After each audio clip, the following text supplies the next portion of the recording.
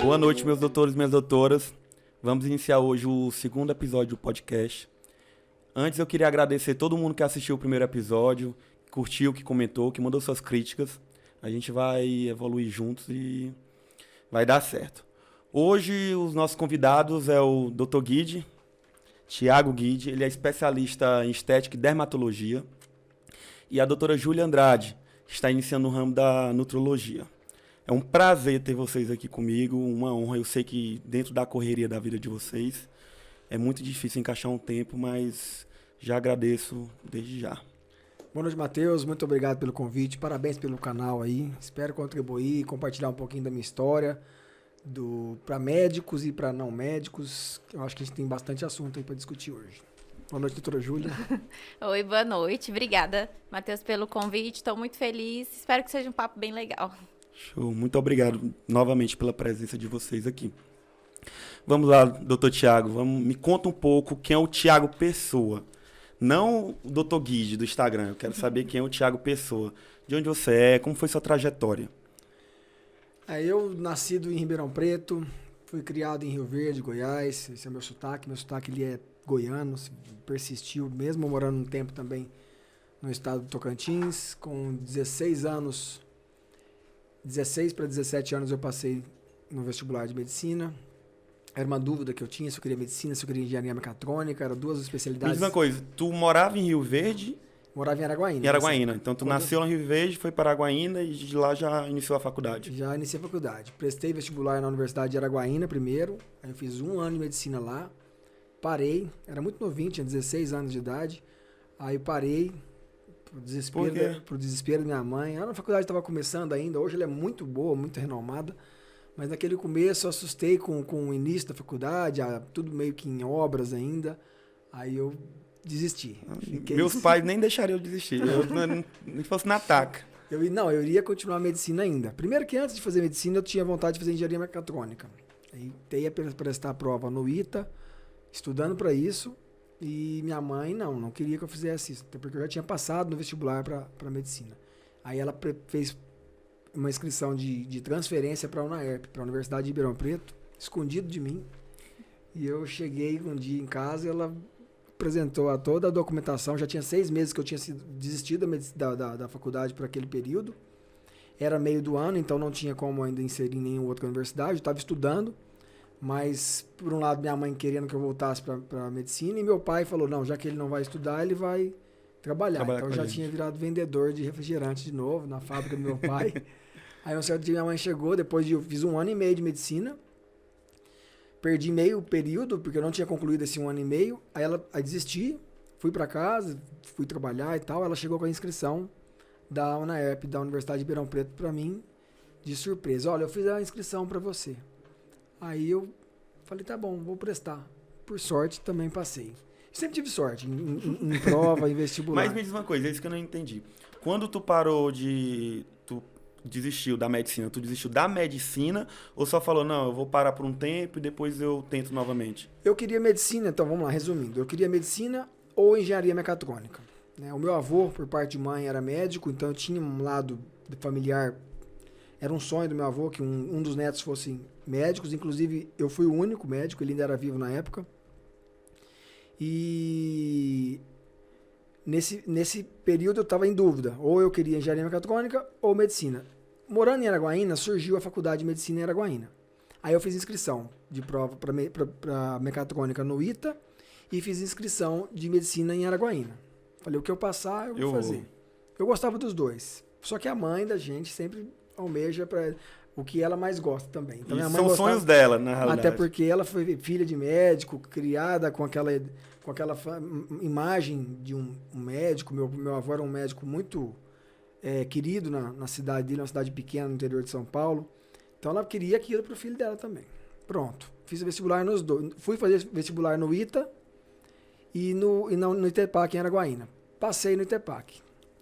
Não tinha bagagem estudantil suficiente para passar no vestibular de cara, mas eu passei. Fiquei como suplente em 7º. Aí todo mundo, nossa, falta só 7 para desistir e tal. Aí desistiram 6. Eu Falei, não era. Nossa, não é possível. Não era pra mim. Aí eu desistia. A chance desses 6 desistir mais um era muito pouca, né? Até porque foi quase 30 dias depois, já tinha saído todas as datas do vestibular. Então eu falei, aquele ali, pessoal, quem for, vai mesmo. Já era. Se não passou em outras, vai ficar por ali mesmo. Aí tinha desistido já. Falei, não, então agora já tá a data de eu ir pro ITA pra fazer a prova na semana que vem. Aí fui pra praia, né? Em julho, em Tocantins, de repente chega minha família toda lá, passei no vestibular. Fui dos 6, desistiu mais um. Mais um, só a tua vaga. Então sim, eu entrei em último excedente. Pronto, entrei. E era o caçula também da turma, tá? Tinha mais um só mais novo que eu, coisa de 6 meses. Eu era o penúltimo mais novo da turma, molequinho. Tanto que eu cresci na faculdade. Eu entrei na faculdade, eu acho que eu tinha 1,70 m ainda. Eu era criança mesmo. Eu cresci 10 centímetros ainda Durante a faculdade. Depois de passar no vestibular. Aí fiz 1 ano e meio de medicina, gostei, achei massa. A medicina lá de Araguaína era muito já na frente, assim. Como eles queriam surpreender, eles realmente tinham uma bagagem teórica e prática bem extensa. Porém, o campus ainda não era um cenário assim, estimulador. E com esse campus não tendo no cenário, eu tinha muita vontade de fazer faculdade fora, e aí eu tava morando com os pais e tal, aí aquilo ali me desestimulou um pouco. Ainda muito novo, pensei, pô, ainda posso ir para Ribeirão, fazer um cursinho e prestar um vestibular. Nesse período desisti. Aí minha mãe assustou, falou, meu Deus do céu, ele desistiu. Falei, não, mas não desisti por completo, ainda vou prestar um vestibular. Aí ela, por debaixo, pelos bastidores, fez tua inscrição lá fez minha inscrição em Ribeirão Preto, trouxe toda a papelada, falou, tá feito. Falei, mãe, eu não tô pronto pra passar. Acho que não vou passar, hein? Porque o conteúdo era ainda de cursinho, não era conteúdo da medicina. Entendi. O conteúdo de transferência, porque era logo no começo. Fui, prestei, eram sempre bastante, tá? Deu 37 por vaga nessa transferência. E eram só 3 ou 4 vagas, não me recordo bem. Concorrido. 3, lembrei, 3 vagas. Das 3 vagas eu fiquei em quarto. De novo. Mais uma vez eu não passei de imediato. Ah, não vai ser dessa vez, tal. Só que lá eu já criei aquela paixão. Meu Deus, vou para Ribeirão, uma faculdade que tinha um campus, né? Que eu sempre gostei de esporte, achava que aquilo ali fosse igual filme, né? Aí desistiu um. Pronto, me chamaram, comecei medicina de novo. Não aproveitei matéria. Não pegou nada de Araguaína? Zero. Mesmo não porque não era boa, porque era incompatível as grades. As grades, Aí comecei do zero, fiz 6 anos de medicina de novo, até terminar. E nesses 6 anos ainda teve uma intercorrência. Terminei o 4º ano, que era... Antes de fazer o internato, eu sempre tive um sonho de fazer intercâmbio, né? Sempre tive um sonho de morar fora, de estudar inglês e tal. E meu pai não tinha. Primeiro que não tinha uma cultura propícia para isso, e segundo que nós não tínhamos dinheiro, né?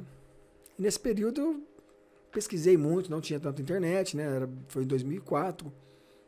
Tranquei faculdade sem autorização dos meus pais. Pra ir. Já com tudo pronto. Sei como é que teus pais não te bateram. Tinha juntado R$3 mil e falei, vou morar fora. Aí, meu Deus, meu pai desesperou. Meu filho virou vagabundo, não pode. Minha mãe também sem entender. Meu filho tá acabando. Mas tu queria ir morar fora ou só passar um tempão fora? Só um tempo fora. Só um tempo. Aí eu ia ficar o quê? 4 a 6 meses. E fui. Tinha juntado R$3 mil e fui morar na Inglaterra. Comprei passagem, tudo, não sabia falar inglês, nada, fui na raça. E a minha mãe assustou, eu comprei passagem de ida e volta com 6 meses. E sozinho? Ou tinha algum amigo que ia? Não, sozinho na raça, tudo. Contei uma história para meus pais que eu ia fazer um curso lá e tal. Na verdade, esse curso nunca existiu. Eu ia morar fora mesmo, num albergue. Não era um albergue estudantil, era esses albergues mesmo de mochileiro, de mochilão. Tipo hostel. De trip, hostel. E aí cheguei lá, a minha família toda assustou, mesmo assim, sempre quando eu quis uma coisa, eu fiz. Aí a família assustou e eu fui. Cheguei lá, morei 6 meses, não vim embora com 6 meses e fiquei 1 ano. Aí é uma história longa pra contar. Rapaz, isso aí é coragem demais. Eu não... Aí de lá eu fiz tudo um pouco. Lá eu fui garçom, faxineiro, fiz escola de inglês pública, fiz escola de inglês particular, morava em albergue, morei um tempo em Londres, morei um tempo em Oxford. Pronto. Passaram um tempão, aí Isso eu acho que para experiência de vida é muito bom, mas eu vou ser bem sério, eu não teria coragem, não. Eu acho que se eu não tivesse feito isso antes de terminar a medicina, eu nunca teria feito depois. É. Porque depois, nós como médicos sabemos, né? Depois que forma, já cria muita responsabilidade. Expectativas. Exato. Entra num funil, né, de aperfeiçoamento profissional que você não consegue parar mais. Nisso é a minha gratidão por ter feito nessa época. Tá? Minha mãe me apoiou, meu pai foi contra. Tanto que meu pai, no meio pro fim, a passagem aérea de volta com 6 meses, eu não vim embora. E ele falou, como assim você não veio embora? E naquele tempo você falava no telefone uma vez por semana, né? Com a Era família. diferente. Não tinha WhatsApp, era Orkut. O Orkut tinha pouco esse contato assim, de bate-papo e tal. Então, internet não era disponível em todo lugar, mesmo na Europa. Você tinha que pagar, lan house, não era barato. Era mais caro. Então, eu não tinha essa comunicação. De repente, meu pai descobriu que eu não fui embora. Aí ele suspendeu a grana, né? Falou, opa, acabou.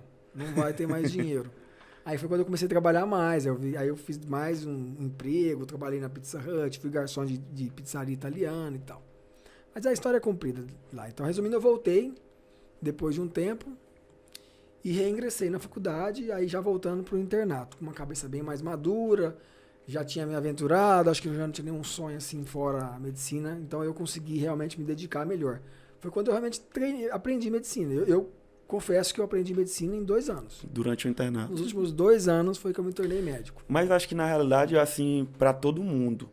Porque eu, durante o período acadêmico assim, inicial, do ciclo básico da minha faculdade, obviamente eu estudava, aprendia a teoria, mas você botar a mão na massa, a prática, de realmente aprender, eu tenho confiança agora de fazer, eu sei por que é desse jeito, é só no internato.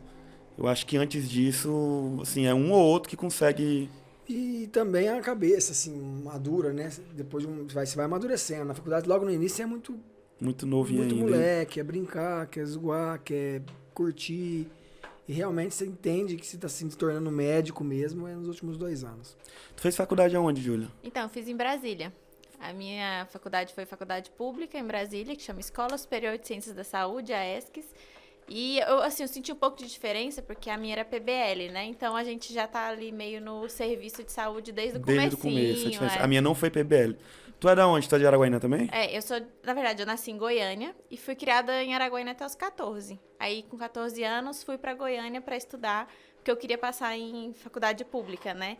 Aí tive aquela história de quem mora lá no Tocantins, Maranhão, né? Faz muito isso. Aí lá estudei, fiz ensino médio e depois passei em Brasília. Primeiro eu passei na Federal do Piauí, mas aí decidi fazer em Brasília depois que saiu o resultado. E foi isso. Ah, sim, que ótimo. Eu não sabia não que tu tinha feito em Brasília. Eu pensava que tu tinha feito em Araguaína, na Itepac. Não. Nós namoramos, pra quem não sabe, tá acompanhando aí o podcast. É um casal aqui, namoram, casal. Eles são casados. É casados? Casado. Né? Casado, eu e ela, e esse tempo, ela é de Araguaína, eu conheci ela em Araguaína. Não foi nada acadêmico, foi em festa mesmo, pecuária. E nós namoramos 5, 6 anos. Todo namoro foi à distância. Eu em Brasília e ele no mundo aí, né? Peraí, tu começou a namorar com ele, tu tava em qual período? Então, quando eu comecei a namorar com ele, eu tava no 2º ano de faculdade. Porque lá é anual, É né? anual, tava tipo como se fosse terceiro período, isso. E tu já tava morando onde nesse tempo? Então, aí eu já tava um pouco em São Luís e um pouco em Araguaína. Entendi. Aí me diz uma coisa. Tu fez o internato todo em Ribeirão Preto. Assim que terminou, tu já iniciou no ramo da dermatologia ou tu foi... Então, agora a parte profissional. Outros voos. Eu cheguei, formei em 2007. A minha faculdade era particular, não era uma faculdade pública. Então, eu terminei a faculdade devendo. Meus pais não conseguiram concluir o pagamento dos últimos 2 anos. Então, e como é que deixaram tu terminar mesmo? Fui matriculando através de liminar. Sempre através de liminar. Sério?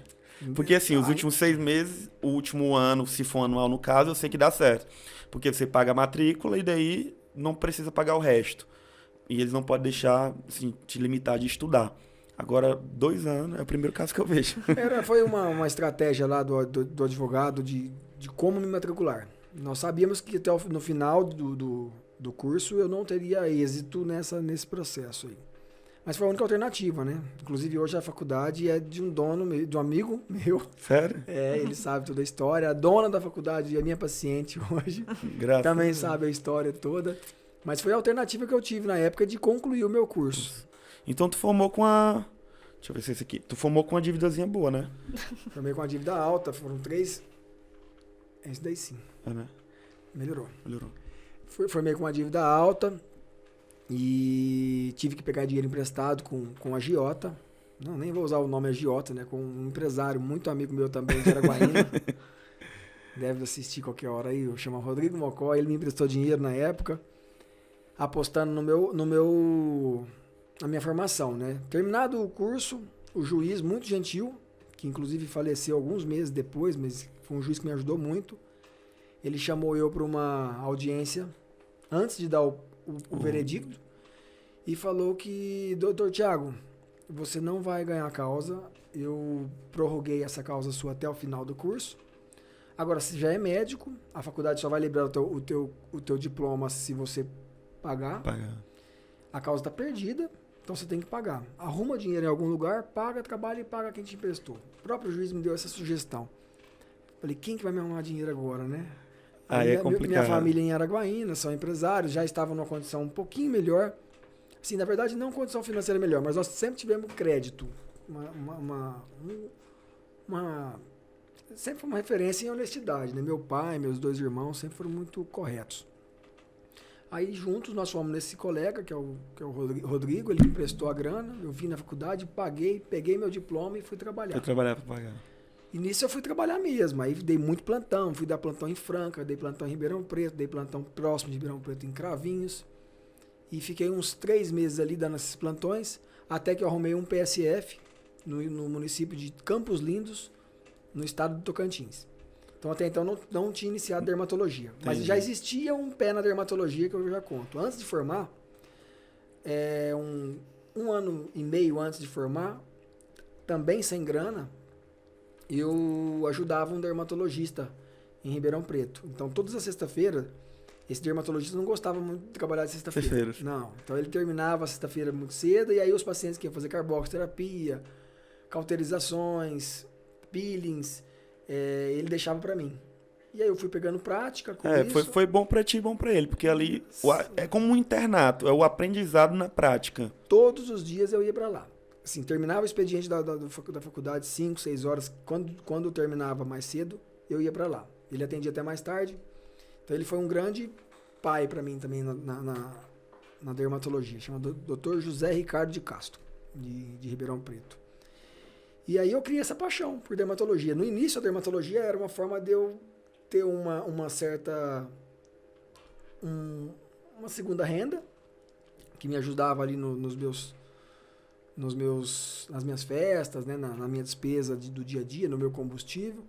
Mas eu apaixonei, comecei a gostar da diversidade de funções que a dermatologia tem, né? Cirúrgica, estética, clínica, ambulatorial, hospitalar, a liberdade de tempo, a vida que esse doutor tinha era uma vida assim que me inspirava, né? Tu meio que pegou ele como espelho e falar assim, eu quero ficar desse jeito. Exato, ele tinha uma liberdade assim de horário e tudo.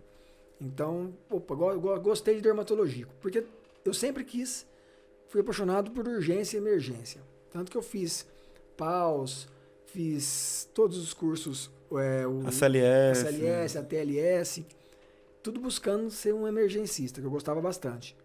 Porém, me apaixonei por dermatologia de forma indireta. Eu era aquele aluno que queria aprender tudo até tomar a minha decisão. Então, eu terminei a faculdade ainda sem uma decisão tão certa. Nos últimos 6 meses, já 1 ano depois de fazendo esse acompanhamento com o dermatologista lá, que eu tomei a decisão. Não, eu quero dermatologia. Porém, eu formei endividado. Não dava pra esperar, tinha que... Era plantão, irmão. Formei na bosta. Aí fui pagar minha conta. Como que paga a conta sendo residente? Não paga. Aí eu fui dar plantão. Eu tinha na época uma conta assim, bem alta, mensal. Ele parcelou em 12 vezes. Porque assim, eu vou ser sincero pra ti, eu formei e minha mãe... ela não pagou o último semestre. Nem foi o último semestre. Ela pagou, são 6, né? Pagou a matrícula e não pagou os outros 5. E ela deu trabalho para pagar. Imagina 2 anos. É uma conta... Foi bem alto mesmo. Uma conta bem generosa. Era como se fosse uns uns 300 mil hoje, acredito, ou mais. E aí peguei a grana com juros de empréstimo particular, esse colega parcelou para mim em 12 vezes, falou, vai trabalhar, pronto. E aí eu já dei o cheque para ele e aquele cheque não parava de cair todo mês. Então fui para esse PCF, trabalhei em Campos Lindos um tempo. Lá em Campos Lindos, eu consegui dividir com outro colega médico a carga horária. Então eu já comecei a pensar, eu preciso me especializar. Eu não queria aquilo ali o tempo todo para mim. Porque plantão, assim, é bom, eu agradeço todos os dias que na profissão médica, ainda hoje, logo após ser forma, você já tem aquele emprego, aquele plantão, e uma coisa que eu acho que vai demorar para saturar, porém, é algo que toma muito da tua vida. Teu tempo fica escasso, você vai ficar estressado. Então, ele cobra um preço alto por estar ganhando aquele dinheiro, assim, não fácil, mas de forma mais ascendente, mais rápida, assim que se formou. Sim. Então, eu dei plantão, os plantões não estavam suprindo a minha despesa naquela época. Hoje, o plantão médico, ainda acho que não é justo ao valor que o serviço oferece, né, de um médico. Mas naquela época era muito menor ainda o plantão. Era bem baixinho, coisa de R$200 um plantão. 270. Sério? Era R$270 um plantão em Franca, num hospital chamado Janjão. Atendia 200 pessoas Tudo. em 24 horas. Gestante, menino, adulto. Não tinha essa divisão de áreas, amarela, vermelha, nada disso. Tudo junto. Era tudo junto, dor de estômago com parada cardiorrespiratória, politrauma na mesma porta. Então não justificava o valor. Eu não ia pagar a conta. Até que meu pai, no Tocantins, conseguiu esse PSF no município de Campos Lindos, um município bem distante, o menor DH do Brasil. Eu fui. Pum. Lá fiquei 3 meses seguidos, de segunda a segunda, sábado, domingo, 24 horas. Aí conseguiram um outro colega médico para atender lá, porque nessa época não tinha tanto médico para atender no interior distante assim. E aí eu consegui já a ter uma disponibilidade de 15 dias por mês. Aí pensei, poxa, já consigo pagar minha conta, mas eu quero me especializar. Eu sempre fui muito ansioso, não consigo esperar um ano, sabe? Eu já quero para ontem. Quero começar. Falei, tudo bem, eu posso fazer a residência daqui a alguns anos, beleza, mas descobri que tinha uma pós-graduação em Belo Horizonte. Que um colega que formou comigo começou e disse que estava gostando. Já tinha feito um ano, formou comigo não. Ele ia formar comigo se eu não tivesse feito o intercâmbio, né? Entendi. Aí ele já estava lá, tinha feito um ano de pós-graduação, falou, Guide, é boa, pode vir que é boa, conteúdo prático, você tem como fazer estágio num hospital chamado Eduardo de Menezes, lá em Belo Horizonte. Falei, pode fazer isso com 10 dias no mês? Ele falou, pode, você vem pra cá, após um final de semana, o restante você consegue fazer os estágios aqui na região. Fui, comecei, falei, isso aqui é um caminho paralelo, dermatologia. Mas aí tu ficava trabalhando lá no Tocantins, todo aí mês. teus 15 dias tu ia lá e depois voltava de novo, né? 2 anos isso. Entendi. Praticamente 2 anos eu ficava metade nesse município, metade em Belo Horizonte. Metade nesse município, metade em Belo Horizonte. E nesse tempo eu aprendi dermatologia mesmo. Né? Fui no hospital, tinha a parte prática no hospital Eduardo de Menezes, tinha a parte prática em algumas clínicas de professores que acabaram gostando de mim, me convidavam para acompanhar eles, e tinha a parte da pós-graduação, tanto prática como teórica. Fui ganhando bagagem, sabendo que aquilo ali não era uma residência. Terminados 2 anos, falei, eu tô pronto. Pensei, eu tô pronto. Me fala uma coisa, até um assunto interessante pra gente entrar. Porque hoje ainda tem, muito menos, obviamente, essa meio que a diferença da pós para a residência, de umas pessoas falarem, não, acho que não compensa fazer a pós, outras, não, eu acho que vale a pena fazer a residência. E nesse tempo, como é que era? Porque foi a primeira pós, né? Muito mais difícil. Então, hoje o pessoal já olha com os olhos assim, mas eles já entendem que, assim, existem pós muito, muito boas. E essa, como foi a primeira, era teoricamente desconhecida no tempo. Foi a primeira pós, doutora Sandra Leon, ela é uma dermato muito conhecida nacionalmente, ela é autora de vários livros e tal, tanto que foi presidente da Sociedade Brasileira de Dermatologia, da SBD, ela saiu da SBD e criou uma outra classe chamada ABD, Academia Brasileira de Dermatologia, que não é reconhecido pelo CFM, e criou essa pós. Sempre buscando na luta, eles pregavam que era muito bom. Mas na prática, quando eu terminei, vou dar minha visão daqui a pouco sobre qual o melhor caminho para quem está começando hoje. Mas eu comecei porque eu não tinha alternativa. Então eu pensei, a qualquer hora eu volto e posso fazer minha residência. Mas eu terminei após uma bagagem muito grande. Falei, pô, eu tô pronto para atender doença, tô pronto para atender estética, tô pronto para atender meus pacientes de forma ética e com qualidade. Foi quando eu comecei, falei, vou atender. Aí eu comecei a atender no primeiro consultório particular, foi em Balsas, no sul do Maranhão. Maranhão. Mas aí tu largou lá Tocantins. Não, eu ainda tinha o PSF. E o brother Aí que eu você fazer era rodar, viu? No aí eu- Brasil. Aí eu terminei a pós, aí eu tinha esses 15 dias Dias. que eu não precisava mais ir pra pós. Falei, agora eu vou começar a atender dermatologia, mas eu vou manter também o meu PSF. Que já estava Entendi. bem instalado e tudo. E aí continuei o PSF mesclando com a dermatologia. E aí começou, meus pacientes vindo. E essa experiência me fez não querer fazer residência naquele momento. Falei, tá tudo tão bom, os pacientes estão gostando, os resultados meus estão ótimos, eu tô identificando as duas, você sabe, né? Que todo mundo termina, por mais que faça uma residência, duas, você pode ter... Você pode, assim, você sair e falar, não tô preparado ainda pra Isso, e pra naquele realizar tempo isso. eu não tinha um e-book, né? Eu não tinha um black book no celular, então era na raça.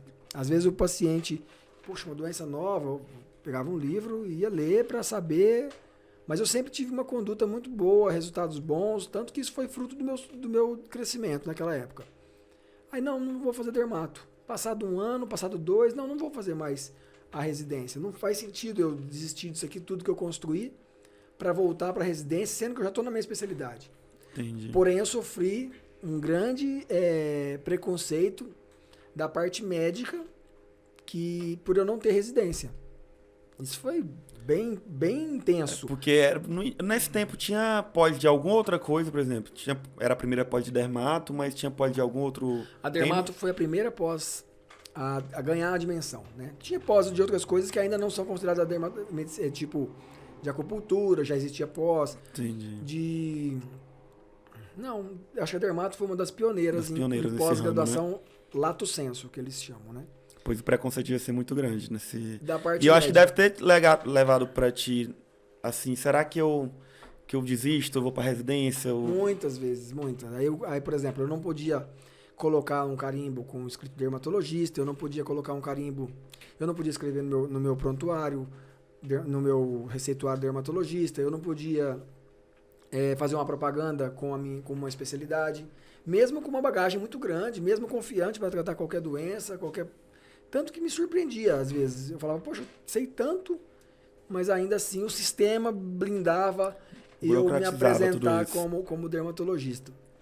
E passaram-se 2, 3 anos.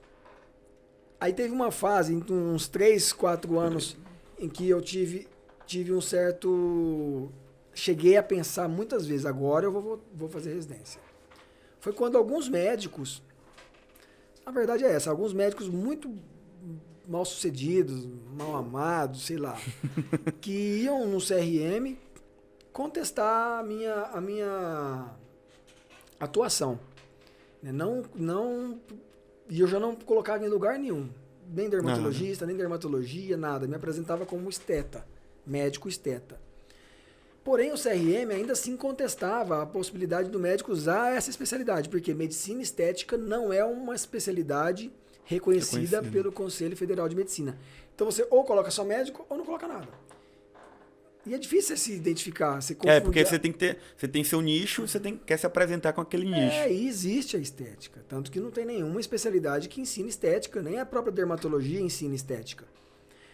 Eu fiz o meu estágio optativo de dermatologia, eu fiz na USP de Ribeirão Preto. E eu acompanhei os residentes de dermatologia da USP de Ribeirão Preto, tão falado, tão renomado, e eu não vi nada diferente, sabe?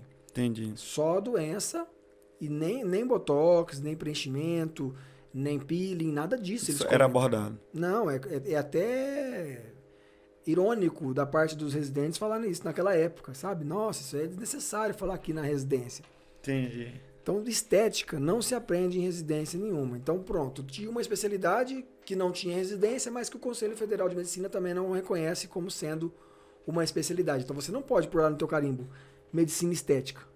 Aí eu ficava naquele muro, poxa, eu não posso pôr medicina estética, minha atuação é integral, é o que eu mais sei fazer. né? Nem atendo tanto da doença mais, porque o próprio paciente decide que caminho você segue em algum momento. Você chega numa certa fase, mesmo que você goste de uma coisa ou de outra, o que você for melhor é o que o paciente vai te buscar. Justamente, você vê que o público tá vindo atrás, por exemplo, tô indo atrás do Dr. Guide para tratar isso, porque eu quero botox, eu quero harmonização. Então acaba que você fala, não, eu tenho que focar mais aqui para entregar o melhor pro meu paciente. A minha agenda cheia, meus pacientes tudo botox, preenchimento, peeling, laser, cabelo e tudo. Aí a parte da dermatologia foi ficando de lado. Por quê? A dermatologia geralmente tem uma certa urgência, né? Doenças dermatológicas não são assim letais, vamos dizer assim, a curto tempo, mas muito incômodas, né? O paciente não tem a paciência de esperar uma agenda de 2 meses de um médico. Isso. Ele quer pra ontem, porque geralmente posição, envolve face ou algum lugar visível. Então você quer corrigir logo o seu problema pra ficar mais tranquilo. É muito estigmatizante ou é muito sintomático, uma coceira, né? Você não vai dar conta de esperar um dermato 2 meses coçando. Ou a própria doença, muitas delas, o que acontece, né? Ela involui, ela sara sozinha antes de 2 meses. Então, a dermatologia, quando o médico chega a ter uma agenda muito extensa, muito demorada para o atendimento, ela vai saindo de cena. Então, vai ficando só na estética. Tanto que o próprio povo que apontou o dermatologista como um esteta, né? Cuida da pele, aí já começa a procurar ele para fazer outras coisas. Então, eu tinha um fluxo muito alto de estética. Aí eu falava, poxa, eu não posso colocar no meu carimbo nem medicina estética, mas também não posso pôr dermatologia.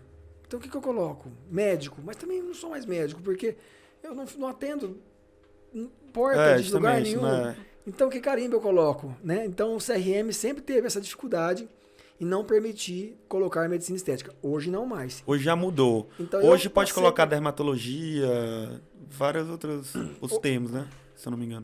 Não, ainda não. Dermatologia é contestável. Dermatologista, só se você tiver um RQE, que é uma certificação pela sociedade de cada área, no caso da SBD. Eu não tenho título de especialista da SBD.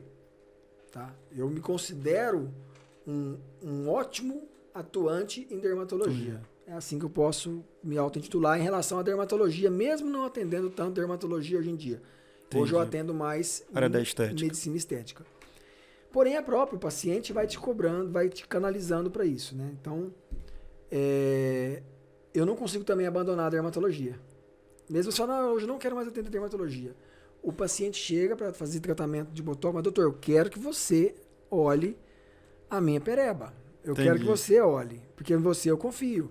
Você fala, poxa, eu nem atendo mais, não quero mais atender dermatologia. Mas depois de um certo tempo e tudo, porque eu gosto de dermatologia. E assim, acaba que vai ter que fazer, porque se ele já passa a sentir para uma coisa e ele tá com outro incômodo, ele, se tiver no momento, ele vai falar, não, eu quero que você dê uma olhada, porque é um médico da minha confiança. Então pronto, hoje, aí eu passei uma fase que eu falei, vou fazer, eu recebi algumas denúncias no CRM, eu não tenho nenhum processo médico, tá? 0. Eu tô com 14 anos de formado, eu não tenho nenhum processo médico por parte do paciente, eu não tenho nenhum erro médico. Depois a gente vai abordar esse tema aí também, que eu acho que é interessante. Mas isso me fazia ter certeza de que estava no caminho certo. Do que eu gosto do que eu faço. Não vou falar que eu sou bom, mas do que eu gosto do que eu faço. Então, não vou desistir do que eu gosto só porque tem regras que intitulam, que, ao meu ver, isso chama-se reserva de mercado. Entendi. É um medo enorme do cara que fez lá 4 anos de residência. Do outro que não fez a residência. Do outro que não fez. É meio que ocupar o espaço. E eu acho uma coisa que, assim... É o Uber com o taxista. Isso, vai dar errado, porque no fim das contas, o paciente vai em que ele confia, que ele sente autoridade e que ele fala, não, vou entregar meu corpo para você, porque eu sei que você vai cuidar bem, você vai resolver meu problema.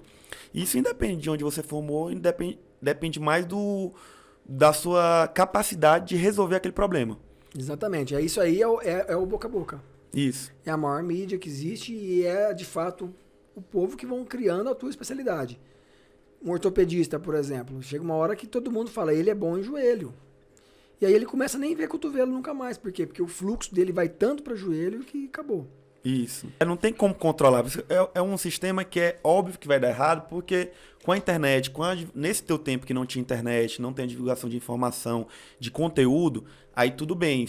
Pode até difícil chegar nas pessoas, eles conseguem te segurar. Mas hoje em dia você abre uma rede social, sua voz vai lá no interior do Maranhão, vai lá no interior do Rio Grande do Sul em segundos. Então, assim, hoje, eu voltaria atrás. Primeiro que eu não teria essa opção. Começando lá, eu comecei uma formação endividado, tinha que pagar minhas contas, tinha que fazer uma atividade paralela me especializando, com um sonho de fazer algo, a tal residência. Chegou um certo momento que o próprio paciente me colocou numa altura, fruto do meu trabalho, que eu olhei para trás e falei, não preciso mais de residência. Hoje, eu não preciso mais de residência. Aonde eu cheguei hoje. Mas foi suado. Foi um caminho... Porque eu fui um dos pioneiros nesse... Hoje todo mundo sabe. O próprio paciente vai olhar, ele sabe quem fez pós-graduação, quem fez residência. As pessoas são instruídas. O meu público é o público A. São pessoas todos com formação superior, todos empresários. Então são pessoas muito instruídas e sabem como cada um chegou ali. Inclusive sabem a diferença. Público A todo mundo tem. Um advogado e um médico na família. Justamente. Então eles têm um assunto didático em relação a isso. E... da minha decisão lá atrás, em fazer ou não, a outra era prestar prova do título. Que eu já tinha 6 anos de formado naquela época. Podia prestar prova de título? Podia. Já tinha bagagem para isso. Nunca nem prestei. Nunca prestei. Cheguei a fazer cursinho, falei, vou prestar prova do título. Até que um dia eu falei, tô pronto, vou prestar prova do título. Parece que foi ou Deus ou o meu ego. Eu falei, não vou mais nem prestar a prova do título. Não faz sentido. Eu tenho a minha trajetória hoje. Eu tenho a minha história. Não preciso mais. Então, assim, de verdade, até uma questão de orgulho. Hoje, eu olho para trás, o que eu construí, o meu reconhecimento, não estou falando de rede social, meu conhecimento por parte dos pacientes, a minha cascata de indicações, hoje eu vivo de indicações. Meus pacientes indicam, fruto de um resultado satisfatório, indica para outro, e por aí vai. Eu falo, não preciso mais me adequar a esse sistema. Eu acho, Thiago, que às vezes... tá mudando isso, mas muita gente fala assim, não, após é como se fosse o caminho mais fácil. Mas eu acho o caminho mais difícil, porque eu vou te explicar. Nem todo mundo que faz pós vai sair bom. E a residência, na maioria das vezes, ela consegue te ditar uma rotina. Ou seja, então mesmo se tu sendo mais disperso, ela vai te colocar naquela rotina para de lá tu tentar ampliar por si só teu conhecimento. Na pós, depende muito da pessoa. Então a pessoa que chega a ter sucesso após uma pós, ela ralou muito. Porque ela teve que estudar por ela. Ela teve que olhar isso aqui e falar, não, interessante, eu vou estudar isso aqui. Eu vou pesquisar, vou ver aquele artigo, vou ver aquele curso. Vou fazer isso na prática. Não teve alguém, um professor falando todo dia, falar, Thiago, é para fazer isso, é para fazer aquilo. Tu vai ter que aprender com teus próprios pés. E a partir disso, o conhecimento ele é mais dificultoso de você agarrar ele. Só que em compensação, quando você chega lá, eu acho que você está com uma base, uma preparação muito boa. Você, quando vem de baixo, de alguma em uma situação que você tem muita facilidade em ser julgado, você acaba se cobrando mais. Então, assim, eu não me permitia, mesmo eu tendo feito residência, faz parte da minha índole. Eu não me permito errar. Minha personalidade, eu não sei como eu poderia me sentir se eu fizesse mal para alguém um dia. Então, mas mesmo assim, independente da minha personalidade, qualquer pessoa que vem de baixo, vamos falar, uma mulher que entra para uma empresa cheia de homens, vamos dizer assim, a mulherada está se inserindo cada vez mais, hoje vocês são melhor que homens. Elas se destacam mais do que homem, por quê? Talvez porque seja melhor mesmo, mas muito pelo fato dela se cobrar demais. Peraí, eu estou numa empresa só de homem, se eu não for boa o suficiente, vão me julgar. Vão me julgar. Então eu não podia errar. Tipo, se eu tivesse um erro profissional da minha área, uma negligência, uma imprudência, uma imperícia, como que eu ia me defender perante um juiz? A proporção ia ser muito maior do que fosse... Entende? Como que eu vou me defender perante um juiz? Então, ou eu sou bom, ou eu sou bom. Entende? Eu estou muito à mercê de julgamentos, né? Vulnerável a julgamentos, como fui julgado, né, por médicos na época, até relatos para te dar daqui a pouco.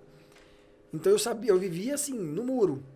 Isso me educou mais ainda a chegar onde eu cheguei. Eu acho que toda essa trajetória me cobrou muito mais para que eu chegasse supostamente onde eu cheguei. Entendi. Agora eu quero perguntar pra Júlia. Vamos lá. Gente, eu vou contextualizar pra vocês aqui. A Júlia, ela fazia clínica médica, tava com 1 ano e meio, se eu não me engano. Um ano. Um Assim, ano. tem mais de 1 ano, mas por causa da minha gestação, eu fui afastada. Então, assim, de conclusão mesmo, de residência, dá em torno de 1 ano aí. Então ela tava fazendo 1 ano de clínica médica e que dia foi? Quinta-feira? Foi Terça-feira? ontem, foi meu. Ontem, ela decidiu largar a residência de clínica médica, fazendo o IANSP, né? Isso. E decidiu seguir outro caminho. Eu quero que tu me conte mais essa história aí. E eu quero saber também o que é que o esposo dela achou de tudo isso. Então, gente, a história é longa, mas eu vou tentar resumir aqui. Isso foi ontem, o Matheus nem sabia, né, Matheus? Eu contei agora. Tem vários fatores envolvidos, mas tem muito em relação também à área de atuação, né? Quando você perguntou aí, tipo, e aí, vale a pena fazer pós ou não? Que caminho seguir, residência ou pós? Primeiro a gente tem que pensar, eu acho, hoje eu tenho essa visão, depende da área que você quer atuar, né? Tem áreas que são muito intra-hospitalares que às vezes não tem como você ir para uma pós, né? Mas aí, indo para o meu lado, que é a área da nutrologia, eu comecei clínica médica pensando, vou fazer endócrino, e a nutrologia vai me agregar, que é uma pós-graduação que eu já faço aí na USP de Ribeirão Preto. Então, com a nutrologia e dentro da residência, eu vi que os caminhos são muito diferentes. O que é isso? Na residência, eu não estava aprendendo nada do que eu queria trabalhar na nutrologia. Essa parte de qualidade de vida, de prevenção de doenças, de trabalhar tanto autoestima, performance de treino, emagrecimento, que é o que a gente vê muito hoje na medicina integrativa. Isso. Eu acho que na residência de clínica médica ele trata mais o pós. E teu foco pra ti, tu quer trabalhar mais no pré. Na prevenção da doença. E aí a pessoa já estiver doente, no cuidado, na remissão da doença. Isso, do que realmente esperar a pessoa ficar doente pra depois tratar. Porque assim, eu queria, assim, eu quero, na verdade, ajudar a pessoa a chegar com 60 anos de vida bem, tomando a menor quantidade possível de remédio. E aí você tá na residência, não, você tá vendo pacientes que chegam lá já muitas vezes, na maioria dos casos, com quadros irreversíveis, que você tá ali tratando para controlar uma progressão, mas que muitas vezes a qualidade de vida da pessoa já tá muito ruim, já tá cheia de sequelas, entendeu? Então, assim, eu percebi, embora assim, demorei 1 ano, eu tava isso, mas assim, eu fazia residência, eu percebi que eu estava fazendo não para o meu conhecimento para aplicar com o meu paciente, mas para preencher um currículo, entendeu? Entendi. Para eu conseguir me portar perto de outros médicos e dizer assim, não, eu tenho residência, você não vai falar nada de mim porque eu tenho residência, entendeu? Mas eu acho que tem até uma frase que tu falou ali, porque assim, vem na nossa cabeça desde o início da formação, faça residência, faça residência, faça residência. Se você não fizer residência, você não vai dar certo, você não vai ter conhecimento para tratar aquele paciente. Você não vai ser um bom médico. Isso. Né? Com o tempo, isso mudou. E eu tenho até um professor meu, doutor Fábio, que ele falou na minha formatura, falou, façam residência, se especializem. Aí eu fiquei com aquilo na cabeça, até falei pro Thiago, que às vezes eu ficava nessa, será que eu faço residência, eu faço pós? Não, mas os médicos mais antigos estão mandando fazer residência. Só que é o que ele abordou, ele falou, quando ele está falando nesse ponto para fazer residência, eu acho que a frase mais certa seria, se especialize. Ache um nicho de trabalho, evolua. Não fique como um médico generalista. Procure, eu gosto disso, então eu vou ser bom nisso, eu vou procurar cursos, pós, artigos, vou estudar sobre isso para conseguir dar o melhor para o meu paciente. Mas não necessariamente eu tenho que fazer uma residência. Seja diferente. Justamente, seja diferente. E assim, o que eu acho que tem que ficar bem claro, e eu digo isso porque eu vivo as duas coisas, vivi até ontem as duas coisas, eu faço uma pós, faço uma residência, então a gente tem grupos de WhatsApp de médicos de residente e de médicos de pós. Gente, pós não é 1000 maravilhas, entendeu? Você tem que ter uma busca ativa estudando, as pós são caras, você tem que fazer muitos cursos, que os cursos são caros, entendeu? Então, às vezes a gente acha que a pós vai ser fácil, mas não é, ela tem um trabalho árduo, é longo, e às vezes a residência se torna, assim, uma carga horária maior, né? Inclusive, eu acho que tem coisa na residência que para o teu paciente, porque a gente faz tudo isso para quê? Para entregar um bom resultado para o meu paciente. Sim. Tem coisas na residência que são desnecessárias que não vão agregar nada para o meu paciente e a gente faz porque já é a hierarquia, já é o costume, já é cultural. E ninguém consegue ainda extrair aquilo, mas eu acredito que com o tempo vai acabar modificando esse pensamento de como é a residência. E dependendo da área de atuação, a visão dentro do hospital, dentro da residência, é muito, muito diferente da visão de fora, das pessoas que estão, assim, se atualizando mais. E eu acho que foi isso o ponto decisivo mesmo, de eu desistir da residência e ficar só na nutrologia, porque eu tava vendo que eu tava indo contra o que eu acredito, entendeu? Foco. Eu vejo tudo isso como foco. Tipo assim, Eu quero saber, tu ficou feliz, ficou triste? Eu Como fiquei foi essa muito notícia feliz. aí? Como Fiquei foi? muito feliz. Eu não quis dar... Eu nunca cheguei quis chorando influenciar. lá, só pra dizer. Desde o início, eu acompanho da formação, depois da decisão, que especialidade ela queria seguir. Eu nunca influenciei diante do meu gosto, né? Nem da forma que... Nem querendo contestar o pensamento dela. Sempre me perguntava, doutor Tiago, que especialidade eu faço? Aí eu falava, escolha uma que você goste. Tá bom, eu gosto de 5, 10. Tá bom, depois que você escolheu as que você goste, escolha uma que você tenha tempo. Por quê? Não para viajar. Tempo, porque quando você tem tempo, você consegue executar aquilo com maestria, com calma, uma cabeça tranquila te torna melhor naquilo que você faz. Trabalhar sem pressa, trabalhar, ter tempo para se aprimorar, estudar e rever seus casos, tudo. E depois disso, escolha que tenha, de fato, um reconhecimento financeiro também bom. Aí você faz uma triagem até chegar na sua especialidade. A Júlia escolheu as delas. A princípio, ela queria oncologia, mas a oncologia não tem outro caminho, a não ser se traçar o caminho tradicional da residência. Clínica médica, depois oncologia. Mas nesse meio termo, ela já ficou em dúvida em endocrinologia, em reumatologia. Eu falei, todas são boas, bacana, segue o teu caminho. Nunca quis dizer para ela fazer assim, justamente, interferir no pensamento dela. Exato. Deixei ela escolher. Ela escolheu primeiro fazer a clínica médica, para depois ela decidir. Mas muito antes, ela, com 6 meses fazendo clínica médica, ela decidiu fazer também uma pós de nutrologia que ela está fazendo. Pronto, eu vi a paixão dela. Ela chega em casa entusiasmada em estudar, ela chega em casa, fica 3 horas cansada da residência, de uma coisa que ela fez, que ela praticamente, você vê que ela não voltou realizada, não era uma prática que ela tinha prazer. Ela fazia por prazer em ajudar as pessoas, mas não era aquilo que ela queria para a vida dela. Não dava aquele entusiasmo. Isso. Não, de jeito nenhum. Aí quando ela abria a tela do computador e começava a ler nutrologia, você via a disposição dela em continuar aquilo ali. Fui acompanhando. Ela tá gostando. Ela tá gostando muito disso daí. E aí eu comecei a perceber que a residência estava só tomando tempo dela. Aí eu volto na palavra que eu falei agora há pouco. Foco. Tudo na vida é foco. Você tem que ser bom, por exemplo, a persistência, a repetição daquilo que você vai fazer, muitas vezes você vai ser bom. Ela pode, não esquece a forma que o médico te enxerga, entende? Hoje a gente tem que focar na forma que o paciente te enxerga. Ele vai te enxergar como? Você sendo bom. Isso. Você entregando o resultado, é o que ele quer. Exato. Aí você lá, por exemplo, você vai no cabeleireiro que só trabalha com pintar cabelo loiro. Ou você prefere ir no cabeleireiro que você quer pintar o cabelo de loiro. Ou você quer ir no cabeleireiro que faz de tudo um pouco. Você quer ir naquele especialista, Você que quer ele ir fala, naquele esse é o que só faz isso. Porque imagina-se que o resultado e a experiência que ele tem naquele lugar vai ser Você melhor. fala, pô, o cara só faz isso. Não faz sentido ele ser ruim nisso. Ele faz 10 vezes isso no dia. Então como é que... Pode ter o ruim, você pode ser enganado, mas a probabilidade de você ser bom naquilo que você pratica diariamente é melhor. Então, como ela já decidiu, eu vi que ela tinha a decisão montada na cabeça dela, que ela queria nutrologia, e ela quer a nutrologia preventiva, ela quer a nutrologia voltada para emagrecimento, para também estética. Eu não enxerguei a clínica médica como algo que iria somar.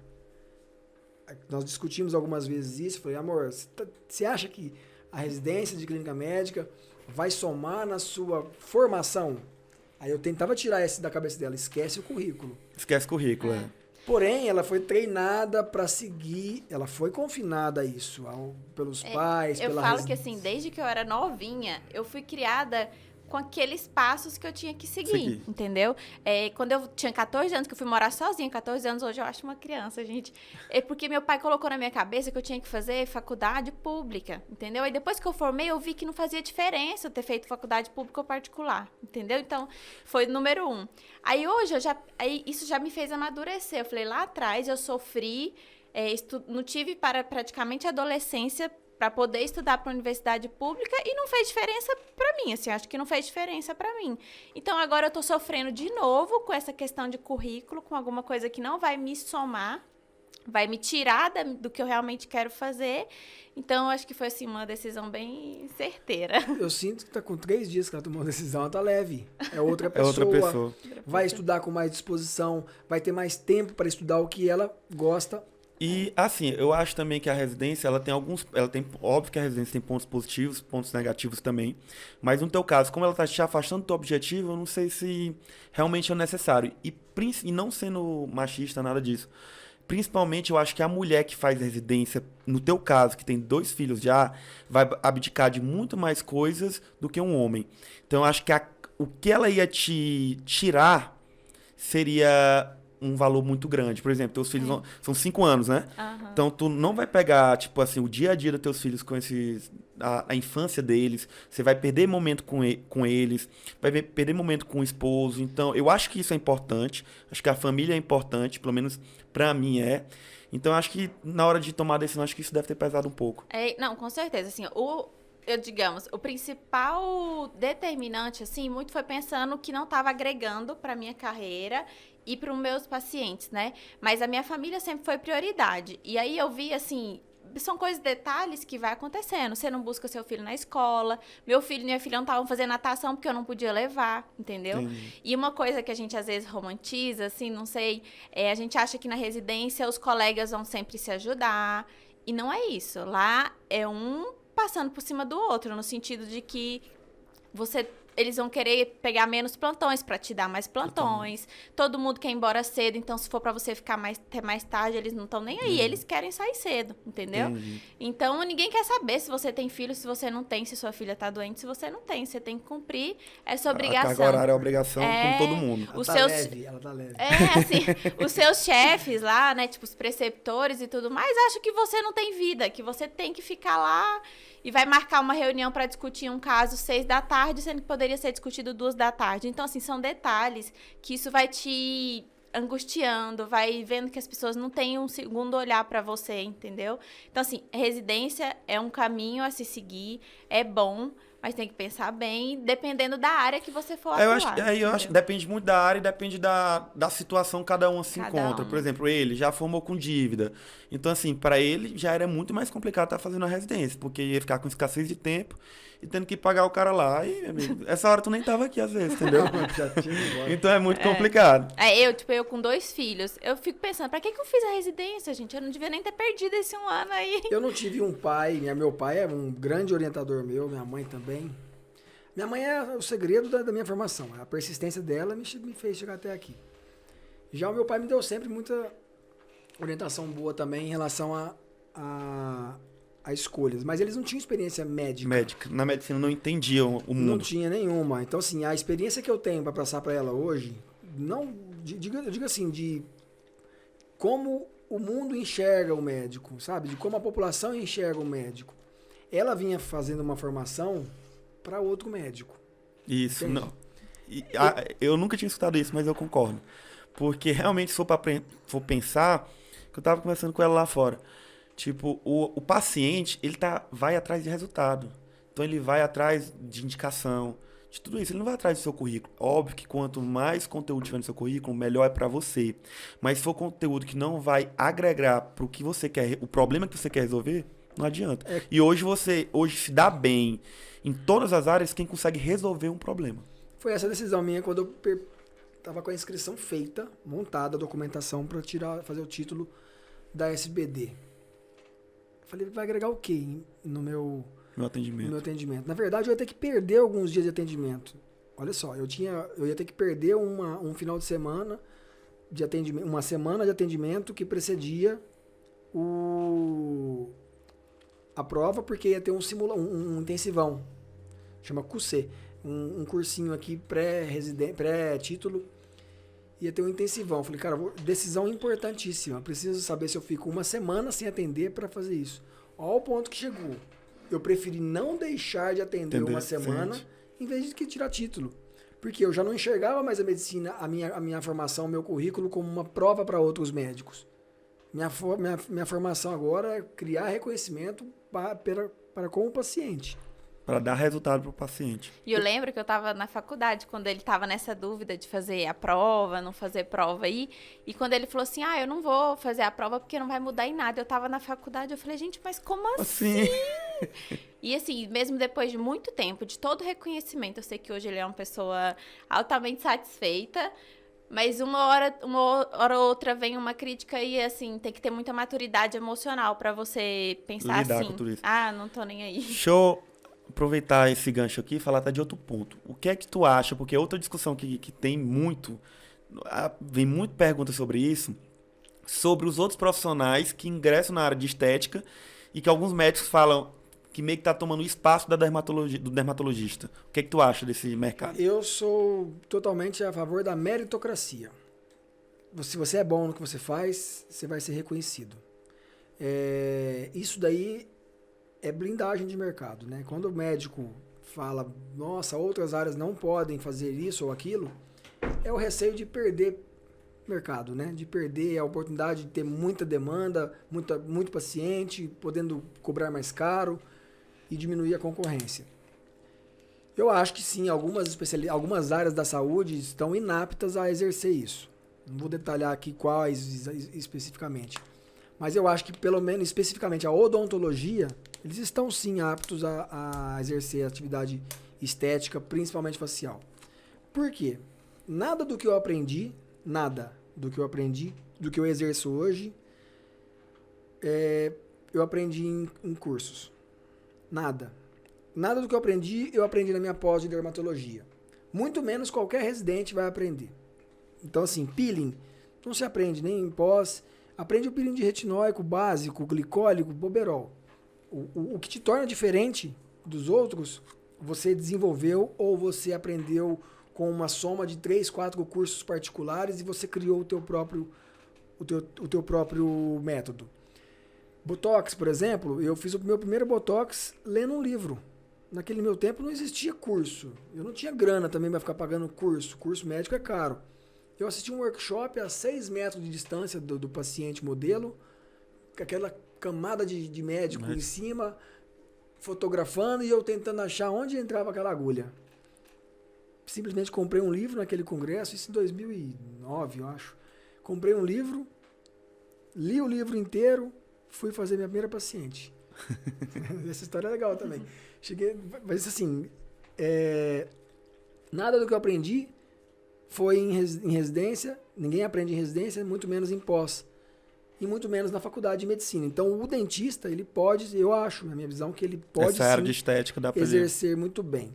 Tem médico muito bom, como tem médico muito porcalhão por aí. E tem dentista muito bom, como tem dentista porcalhão por aí. Entre aspas, eu acho sim que a medicina, o médico, ele tem um conselho, que nós acabamos de falar de conselho. O conselho, ele não está para defender paciente, para médico. O nosso conselho de medicina, ele está para defender o paciente. Todo o código de ética médica, ele é estritamente voltado em defesa do paciente. E não do médico. O código de odontologia, de biomedicina, são muito parecidos. Se você ler os dois, também são muito parecidos. Mas na prática a cobrança é muito menor. Então o médico, ele cresce primeiro com uma cobrança, nós acabamos de discutir sobre especialidade, titulação. O médico cresce, ele forma com uma cobrança muito grande em não errar. É feio errar, né? Isso. Não é o fato de ser desrespeitoso com o paciente, não ter preocupação. O médico errar, é vergonhoso. Então o médico, ele tem um certo critério. Ele é menos ousado, ele é menos negligente em relação a isso, menos imperito, menos imprudente, ele se prepara com mais atenção antes. Tem dentista que faz isso também, mas no geral tem dentistas. Comercialmente falando, eu não me importo. Eu passei essa fase, né? Eu era da área de medicina sem nenhuma outra área da saúde atuando em estética. Começou. O que aconteceu? Medo. Só gerou medo na população. Muito erro, quando se tem, não que tenhamos muitas pessoas ruins, mas quanto mais gente entra, maior a chance de erro. Né? Quanto mais avião voando, maior a chance de um avião cair. Então, quando isso ocorre, gera medo. aí vence o melhor, entende? Aí Entendi. vem o lado da meritocracia. Meritocracia. Isso te torna uma capacidade muito maior de melhorar seu agendamento, de valorizar o seu trabalho financeiramente também falando, pelo medo. Então, assim, quanto mais gente fazendo, mais medo tem pela quantidade de erros que acabam saindo na mídia, mais ainda a pessoa vai fazer um filtro, uma pesquisa mais ampla em que profissional buscar. Aí vai vencer a indicação, vai vencer o resultado, não a formação. Eu concordo com isso aí também. Eu acho que a meritocracia... E não tem como a gente tentar ir contra a forma que as coisas estão acontecendo. Tem como você falar para um paciente, não passa nesse dentista, sendo que o dentista mostra resultado. Tem um bom trabalho, todo mundo diga que ele é... Outros pacientes falam que o trabalho dele é muito bom e ele não vai lá só porque ele não é médico. Não tem, pode Faz ter sentido. conselho do mundo que fale que o paciente vai. Porque eu iria, qualquer outra pessoa iria. Não é uma coisa que... É nadar contra a corrente isso. A estética hoje, ela é muito artística, né? Então, assim, tem dom também envolvido nisso daí. Hoje, o que eu faço, eu não aprendi em lugar nenhum. Eu não conheço um curso que ensina o que eu faço. Deixa eu até te perguntar uma coisa, porque, se eu não me engano, teve uma época que tu era conhecido como Doutor Estria. Sim. Como foi isso aí? Eu não... Foi Quando? Como começou a estria? Essa é uma história legal também. Depois eu vou falar a história do Botox. Estria, do meu primeiro Botox, né?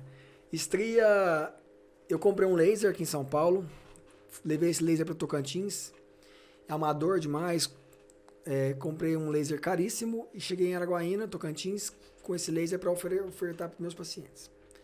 No congresso, os médicos famosinhos de São Paulo naquela época, isso há 10 anos atrás, falavam muito, há 8 anos atrás, 10 já, né? 10 anos.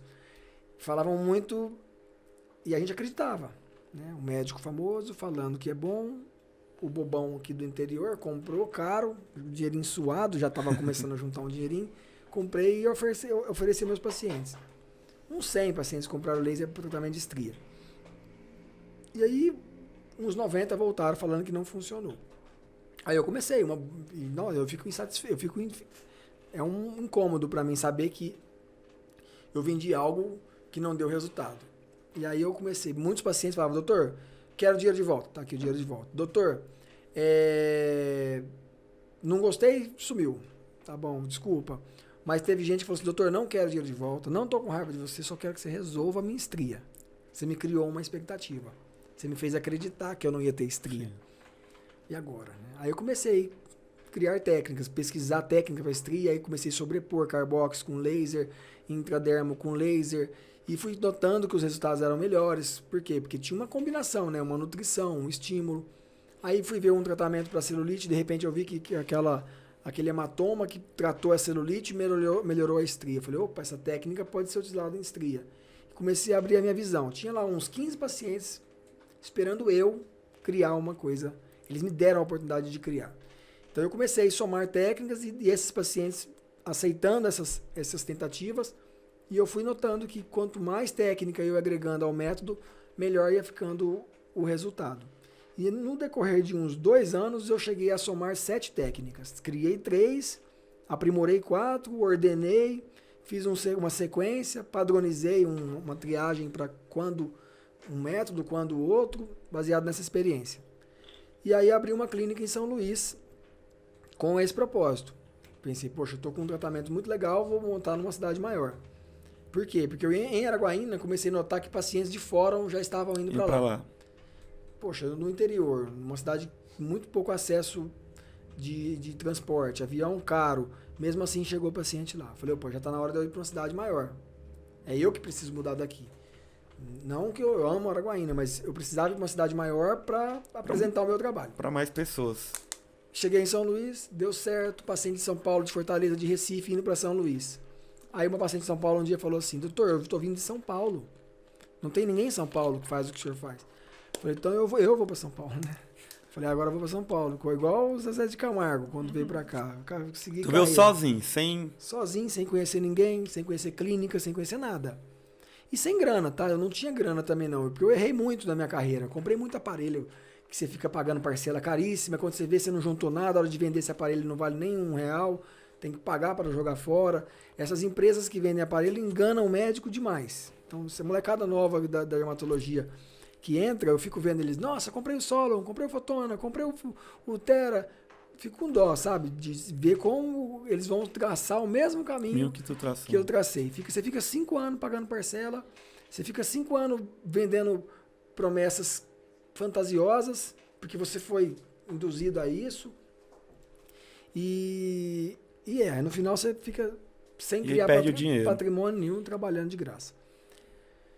Vim para São Paulo dessa forma, ainda descapitalizado e atendendo em clínica com aquele sistema de pagar o dia. Você paga a tarde do atendimento. Entendi. Pagava um período, alugava um período. Alugava um período, aí trabalhava e pagava só aquele período. Lá no Jardim Paulista, na clínica Sementes. Muito boa clínica, muito receptiva. Aí atendi meio período, 2 períodos, 2 dias, 3 dias, fui aumentando. A agenda aumentando e legal, bacana. De repente eu tava com a agenda cheia em São Paulo, aí eu fui, desfiz São Luís e desfiz Araguaína. E fui ficar só em São Paulo. Enquanto isso, tu ficava indo e voltando. Ficava indo e voltando. Não tinha como largar o certo pelo incerto. Mas já era um sonho meu realmente ser reconhecido por ter criado um tratamento e tudo mais. E deu certo. De repente eu estava sendo reconhecido ali na internet como um dos médicos que mais trata estria, talvez no mundo. Fui em algumas conferências de estria internacional, vi que o que eu fazia realmente era diferente. Dei algumas palestras em congresso e pronto, fiquei conhecido como médico que trata estria. E já consegui criar uma promessa, coisa que ninguém fazia, até hoje ninguém faz, que é criar um compromisso de percentual, porém me consumindo tempo demais. No tratamento de estria eu gasto 2 horas numa paciente. Aí eu fui cansando. Aí já fico mais puxado. Vou fazer 40 anos, aí falei, poxa, já comecei a delegar função para outros profissionais. Mas nisso eu criei outra clínica. Hoje nós temos a U Clinic, que é uma clínica especializada em estria. Então, todos os atendimentos de estria eu indico para a U Clinic. Então, são profissionais que eu treino e coloco para atender estria. E aí, voltei para o meu rosto, que eu sempre gostei de atender rosto e tudo mais. Então, a estria foi a minha porta de entrada em São Paulo. Foi a forma de eu conseguir mostrar o meu trabalho em São Paulo, de eu ter um certo destaque na internet, mostrava resultado de antes e depois. Sempre foi uma luta também essa questão de... Até isso aí, eu não sei se... Isso aí já pode? Como é que funciona? Eu não sei se... Não, pode desde que o paciente seja voluntário. Ah, entendi. Entendeu? Então, todo paciente que vai postar foto de antes e depois, ele assina um termo que é voluntário, aceitando a exposição da imagem em troca de não pagar ou um custo muito baixo. Muito baixo. Então, deixa eu entender. Hoje, tu tem 2 clínicas aqui em São Paulo. Uma é onde tu atende, onde tu foca mais no rosto. Uma é minha, só eu. Outra é eu com outros profissionais que eu treino. Entendi. Aí, essa dos outros profissionais, tu foca mais na questão da estria? Ou... Não, faz tudo. Faz tudo também, botox, né? Harmonização, cabelo, gordura localizada, celulite, tudo. Show de bola, então. Contando do meu primeiro botox, né? Fala aí que eu quero saber, que ele tá ansioso para contar essa história. A Júlia já deve ter escutado essa história aí muitas vezes. Não, a experiência que todo mundo tem que entender é de como você vende um serviço falando que você nunca fez. É difícil, né? Eu vou lá fazer um tratamento, uma cirurgia, porque não é uma coisa simples. O botox, hoje, a população entendeu que é inocente. Botox é inocente, perigoso é preenchimento. Agora, Botox, errou. Vai ficar torto ali uns 6 meses. Fica um pouquinho. Você vai ficar assimétrico, passando vergonha, com cara de assustado, bochechudo. Mas você sabe que daqui a pouco aquilo vai embora e você volta ao normal.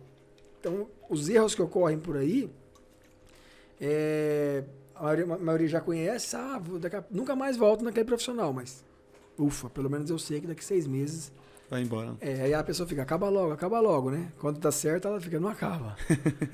Então chegou minha primeira paciente em Tocantins, se chama Raika, lá em Balsas, Maranhão. Lembro o nome até hoje. Até hoje ela é minha paciente e conto daqui a pouco. Ela quer vir para São Paulo fazer botox comigo porque não tem coragem de fazer com ninguém. Aí e ela sabe que ela foi minha primeira paciente depois que ela foi. Primeiro chegou uma paciente, doutor, você já fez botox? Eu falei, não, nunca fiz botox. Então eu vou pensar. Eu volto semana que vem, eu vejo se eu penso. Naquele tempo minha agenda era vazia, então o paciente tinha aquele tempão. Eu vejo se eu venho amanhã. Não, se der, você vem amanhã, tranquilo. Aí 2 pacientes, falei, você já fez botox? Eu falei, não. Tá bom, vou pensar. Eu não sei mentir, né, amor? Você sabe disso que eu não sei mentir. Até que um certo dia eu falei, olha, quer saber? Vou ter que mentir que eu fiz Botox. Senão não vem Se não vai, não vai fazer. Aí eu cheguei pro paciente, a Raika, falei, ó, Raika. Fiz um todinho. Não, já fiz alguns Botox, né? Já fiz alguns Botox. Ah, então vamos fazer. Aí já na segunda paciente, já fez Botox? Já fiz Botox. Então pronto, aí começou. Aí a Raika, depois de uns 6 anos, ela já deve ter feito comigo uns 10 anos pra cá, vamos fazer uma conta. Desde 2009 que eu faço Botox. Então tem 12 anos. De 12 anos pra cá, ela já fez comigo uns 20 Botox. Já fez bastante, então ela gostou. E essa semana, agora não deve ter 10 dias, ela mandou mensagem: doutor, pela primeira vez na vida, fiz Botox em outro lugar, tô muito arrependida, tô torta. Aí eu falei, ó, espera que vai passar. Não dou conta. Aí eu falei, não, a próxima eu vou pagar passagem, vou para São Paulo, mas eu não vou fazer com outra pessoa. Não, isso é muito bom, esse reconhecimento do paciente. E é aquela história do resultado. A partir do momento que se dá resultado pro paciente, ele sente confiança e cria em ti uma autoridade. Ele fala, não, a autoridade é ele, então ele dá conta de resolver meu problema. É melhor do que você sair arriscando, e principalmente rosto.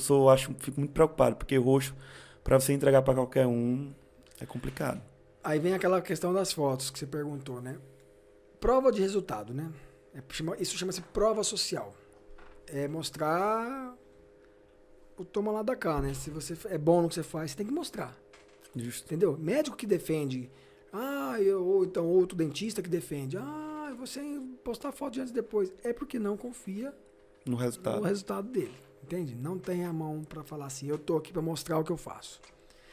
Então, eu realmente, se você seguir lá o código de ética médica e tal, lá diz que você não pode expor a imagem do paciente. Porém, eu estou respaldado uma vez que eu tenho um termo assinado pelo paciente, todo paciente meu assina um termo, e todos os pacientes que eu posto foto são considerados pacientes voluntários, porque Entendi. ele paga o custo do produto. É uma forma que eu consegui articular para poder ter mostrar o resultado. Porque sem isso, não pode. Você não pode, e sem isso você também não destaca, você não mostra o seu trabalho, entende? Porque hoje a porta de entrada são as redes sociais, tem o boca a boca, mas a rede social te faz chegar em lugares, em pessoas que nunca iriam te conhecer se não existisse a internet. E na hora que ela bate no Instagram, ela quer ver o quê? Quer ver o teu resultado. Ela quer ver o que é que ele faz. Vamos ver se ele é bom de verdade, entendeu? Ver se eu gostei. E dali ela vai analisando se vai conseguir passar contigo ou não. De alguma forma, o médico que não posta, ele tem que ter um cardápio de antes e depois. Entende? Para mostrar para o paciente na hora. Muitos médicos têm uma TV na sala para ficar mostrando o resultado. Então, isso acaba acontecendo de forma indoor. Então, se o paciente permite que você exponha a imagem dele, eu não vejo nada. O problema é nisso. Nada contra. Júlia, deixa eu te perguntar uma coisa. E agora, desistiu da residência ontem, quais são os caminhos que tu quer trilhar? O que é que tu imagina para ti nesse decorrer? Então, Matheus, agora... E qual o seu sonho? Quero saber também isso. A Júlia daqui a 10 anos quer estar como? Então, primeiro, meus planos agora é focar na área que eu já amo, tá? E eu vou dizer assim, por que eu já amo? Eu já tenho, assim, um estilo de vida saudável desde muito novinha, sabe? Assim, de treinar, de cuidar de alimentação. Eu era daquelas que ia de roupa de academia pra faculdade e o pessoal ficava criticando, entendeu? Teve um tempo que era assim mesmo. De professor achar que eu não era boa aluna ali, ter um preconceito porque eu ia de roupa de academia. Assim, lógico, comportada, mas ia de roupa de academia. Pra dar tempo, na hora do almoço, eu conseguir ir na academia e treinar e voltar pra aula, entendeu? Então, assim, eu já vivo isso há um tempo. E é o que eu quero fazer. Eu quero promover saúde. E hoje eu tenho certeza que isso não aprende na residência, sabe? Outras especialidades, se você quiser, ótimo fazer. Mas é o que eu quero fazer. Promover saúde, promover qualidade de vida, melhorar a autoestima, ajudar a emagrecer. Você tem que ser exemplo, né? Também. Você tem que ser exemplo daquilo que você faz. Não dá pra pessoa chegar no meu consultório e me ver careca. Não dá. Eu até falei no podcast anterior que eu falei, não é nem preconceito isso. Mas é óbvio que se eu vou num dermatologista e eu vejo que a pele dele tá muito mal cuidada, é óbvio. Assim, eu posso até dizer assim, posso até ir, mas eu já vou com um pé de desconfiança. Eu vou no dentista e os dentes dele estão muito mal cuidados, posso ir, mas já vou com um pé de desconfiança. Então, acho que você tem que conseguir passar pro outro o que você testa em você e a energia que você é. Entendeu? A sua energia, você quer passar energia boa pra Júlia, então você tem que ser uma energia boa pra conseguir transmitir isso. E eu falo muito assim, olha, você tem que ter, um exemplo, uma saúde intestinal boa, você tem que dormir bem, tem que treinar, tem que se alimentar. Aí, do nada, eu tô fazendo uma residência de uma área que eu tava, que você não dorme, que você não come direito, que você Isso. não tem tempo para treinar. Vai totalmente entendeu? ao contrário do que Ao tu pensa, contrário, do que tu quer passar pro teu paciente. Exatamente. Então, hoje, assim, eu já tô terminando uma pós. Uma coisa que eu faço muito, Matheus, assim, eu gosto muito de estudar mesmo, assim, eu gosto, é uma coisa que eu acho muito legal, eu adoro discutir caso, assim, ler artigo, então isso é de mim. Isso aí não vai acabar nunca, eu acho que todo médico nunca deve parar, né? Mas o meu foco é realmente estar presente na nutrologia, gerando promoção de saúde, assim, para os meus pacientes, mas com um caminho que não vai ser realmente a residência, entendeu? E meu sonho daqui, sei lá, 10 anos eu, assim, sendo bem sincera, me sentir igual o Thiago se sente hoje, eu acho, entendeu? Não, assim, porque o Thiago, assim, hoje, meu pai não é médico, engenheiro, eu tenho muito orgulho do meu pai, mas não é a mesma área. Hoje o Thiago, tipo, tem uma agenda cheia. É a tua referência. A minha referência é ele, tipo assim, ele tem um consultório que é só dele, ele trabalha o horário que ele quer. Sim, o horário que ele quer, não. Ele tem a agenda dele que ele fez do horário que ele quis. Justamente, ele tem entendeu? uma flexibilidade para conseguir encaixar dentro das possibilidades dele. Tem uma agenda lotada, com lista de espera. Ele cobra o valor que ele acha justo pelo horário dele, entendeu? Então, assim, eu acho que é isso que eu quero, assim. Eu quero ser reconhecida pelos meus pacientes, entendeu? Entendi. Eu quero que eles sejam meus pacientes fiéis. Eu acho que esse é o segredo. E eu acho que esse caminho assim, já iniciou esse processo dessa área, mas eu acho que cada vez mais está se abrindo um mercado para esse tipo de profissional. Eu acho que vai voltar, por exemplo, ter aquele paciente que vai passar contigo desde os 25 anos e vai ficar até a velhice, tanto entendeu? que no meu Instagram, uma coisa que eu coloquei lá, que foi da minha cabeça, tem um médico para chamar de seu. Sabe, o médico de família e comunidade, que a gente vê na escola, justamente, que vê ali criança... Você tem um médico? Você tem um Então, assim, eu acho que você tem que ter um médico para chamar de seu mesmo. É isso que eu quero. Eu acho que, assim, eu vou ter ali... Eu quero ver meu paciente como um todo, até ele... Tomara que não chegue a ter nenhuma doença grave e tal. E quando chegar esse momento, eu saber identificar. E aí, quando eu achar que já não é da minha competência mais, eu vou indicar como qualquer outra especialidade faria, entendeu? Mas eu acho que eu quero ter esse paciente para eu cuidar. É isso que eu quero fazer. E eu percebo cada vez mais como está aumentando a demanda para esse tipo de profissional pelo meu pai. Depois da pandemia, o meu pai era daquele que se a gente ia passar no cardiologista, deixava ele sentado ali esperando, e se a gente olhasse pro lado, ele ia embora, para não passar na consulta. Hoje, ele já tem a consciência de falar, Matheus, eu quero passar no médico aqui, eu quero ir no nutrologista, eu quero cuidar da minha saúde, eu quero ver se eu consigo diminuir meus remédios. Ele é hipertenso e diabético, então, Matheus, vamos fazer um planejamento para ver se eu consigo diminuir a quantidade de remédios. Então, assim, se tá chegando na cabeça do meu pai, que tem uma formação muito antiga, de ser aquele brutão, não vou em médico, médico quando tá doente, tem um medo de médico, então imagina em quantas outras pessoas não estão chegando já. E assim, o que a gente sente muita falta, isso dentro do hospital é visível. A medicina hoje está muito subespecializada, que é um ganho, é muito bom, mas ao mesmo tempo fragmenta o cuidado do paciente. Então, às vezes, você chega lá, o paciente fala, eu tomo esse remédio para o coração, que é assim que eles denominam, né? Esse para diabetes, e aí cada médico cuida de uma coisa. E aí o paciente fica super perdido, os médicos ficam perdidos porque não entendem daquela outra medicação. E assim, eu vejo que a nutrologia, essa área, a gente consegue ter um olhar mais geral, entendeu? E às vezes um problema que ele tá tendo aqui tá interferindo nessa outra coisa aqui. Então, se não tiver um médico para olhar para tudo, não vai conseguir resolver aquele problema. Exato. Eu falo que eu acho que a nutrologia hoje, essa parte da medicina preventiva, que nem existe esse termo, assim, sendo mais fiel, é o clínico geral, é o médico de família e comunidade que tinha e que tem, né? Mas que muitas vezes não é acessível. O médico de família e comunidade, hoje a gente vê que ele é presente no SUS. Mas no particular, a família não tem essa oportunidade, né? De ter um médico que cuide de todo mundo. Igual a gente tinha há 20 anos atrás, por exemplo. E você, meu cara? Agora eu quero saber de você. Qual é a pergunta? A pergunta de você é diferente. Eu quero saber o que tu imaginou há 10 anos atrás pra ti. Meu sonho era chegar profissionalmente, estar dessa forma. se tu chegou lá, tu acha que era isso? A vida que eu queria da parte profissional era realmente essa? E o que é sucesso pra ti? Cheguei. Cheguei, acho que sim. Mas, como todo brasileiro, né? Quando você chega, você ainda quer mais, Você quer né? mais? Eu vejo o sucesso, pra mim, assim, na profissão. Primeiro, a vida é um conjunto, né? Você tem que estar bem com a tua família, você tem que estar bem com o teu... Você tem que ter amigos, tem que ter família, você tem que ter reconhecimento profissional. Você tem que acreditar realmente que o que você faz é bom. Eu acho que esse é o grande segredo de todo sucesso, é você realmente saber que você tem um valor Você faz a diferença. para alguém ou para alguma finalidade, você não seja só uma pessoa, um parasita, né? Vamos dizer assim, que consome. Você cria, você doa, você ajuda as pessoas. Mas o sucesso, se eu cheguei onde eu tô, eu acho que sim, mas lá atrás eu via muita coisa diferente, né?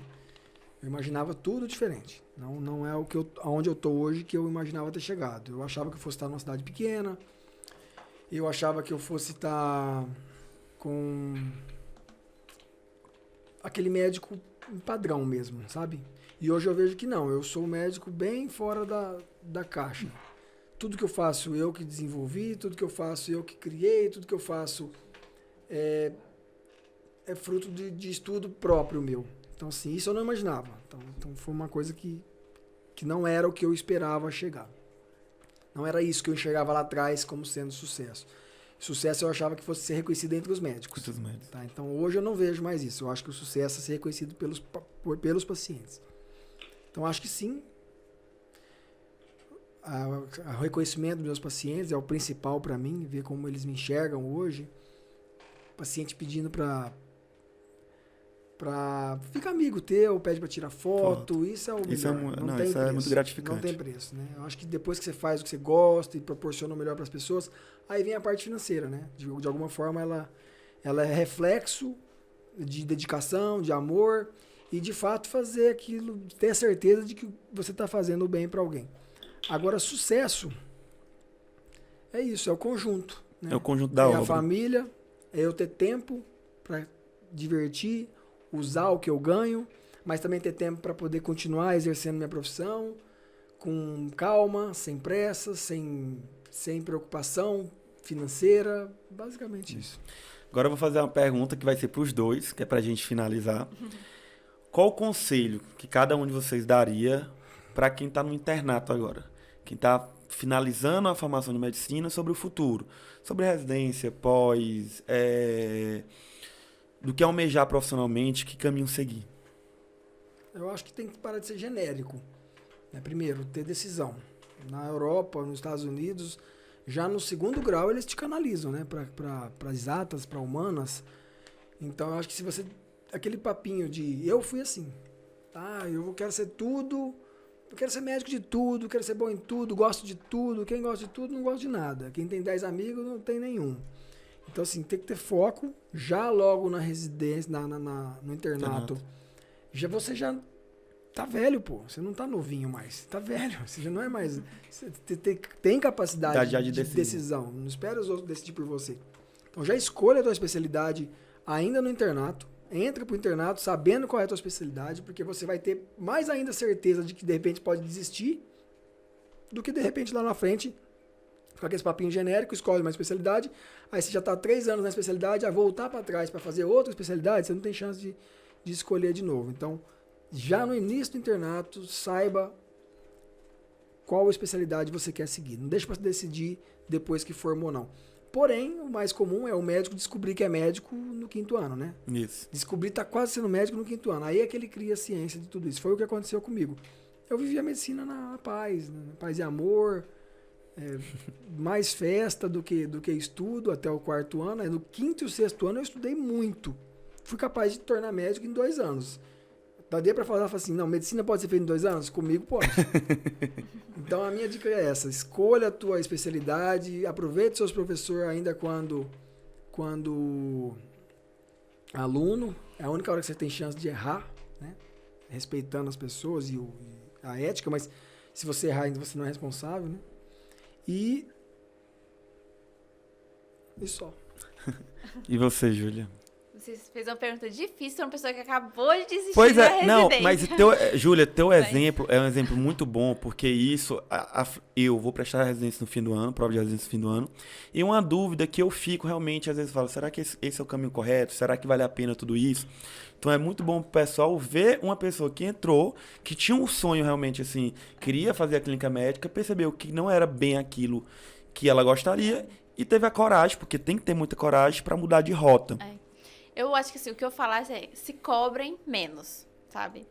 Eu sofri muito com cobrança e é a minha cobrança. Não é porque as pessoas ficavam falando assim muita coisa pra mim. É lógico que muita gente fala, mas quem mais se cobrava, eu mesmo me cobrava, entendeu? Então, eu acho que assim, o que eu falaria pra quem tá no internato, se cobrem menos no sentido de que faça o que vai te fazer feliz. Gente, não adianta você fazer...